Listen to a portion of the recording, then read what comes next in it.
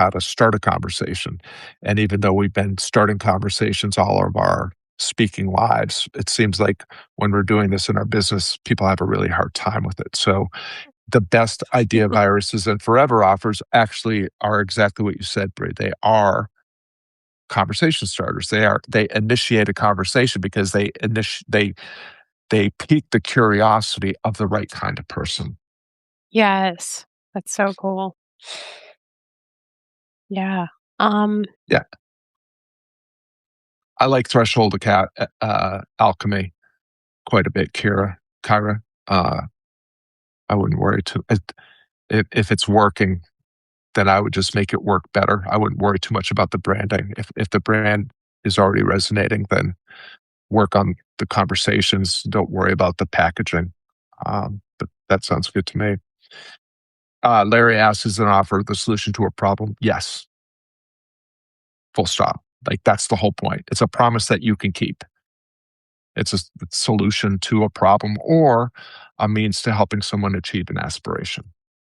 but it's not a solution to a situation.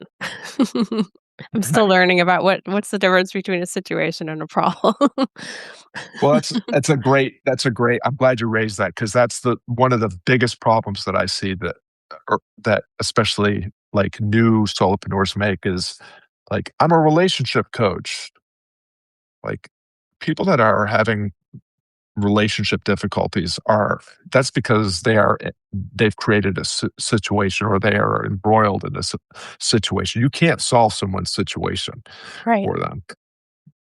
Most situations are a a bunch of interconnected and overlapping and intersecting problems. And so the what you need to do is when you're thinking about offers or conversation starters is what's the very most immediate bottleneck, the most immediate problem that you can actually solve. Because if you can help identify and solve the most immediate problem, that will automatically earn clarity and confidence with the person that you're working with, and it will reveal the next problem, which you can then help them navigate. And if you help someone solve a few of those early bottlenecks, the likelihood that they'll raise their hand and say, how can I get more of this becomes really high.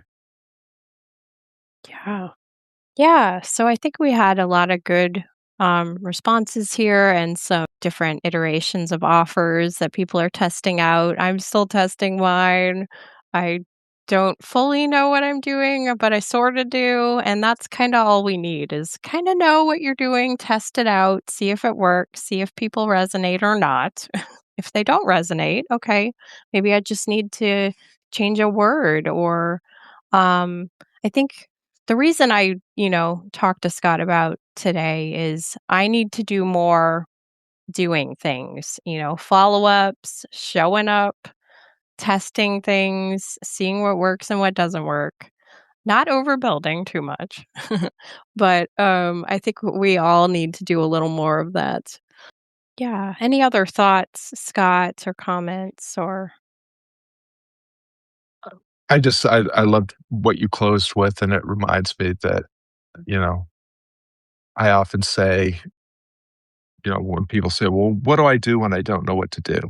And I say, "Well, do something." Like, not like don't do something big, bold, and audacious that might actually take you entirely out of the game if it doesn't work out, but like at any given time, we are who we are. We have what we have, and there's people around. And if we show up as we are with what we have and do what we can with and for whoever's around, we're going to learn something. So when it comes to like, what is it that I can offer? Like, what is the difference only I can make in the way only I can make it? Best way to figure that out is to start doing things with the people who already are in your network. I mean, it's way easier to earn awareness, attention, permission, trust, and enrollment with people who already know, like, and trust you. And we all know, like, and there are already people who know, like, and trust us. People say, "Oh, I can't do that because, there's nobody in my network that needs what I do." Well, maybe it's time to think about being a little bit more purposeful about what you do. Like, it would be a lot easier to do something to solve problems and achieve aspirations with your skills and talents with the people who already would trust you to do that than it is to try to trick a bunch of strangers into giving you an email address so that you could force them in a funnel and sell them a thing that they'll Mhm. immediately regret buying. So, you know, I again,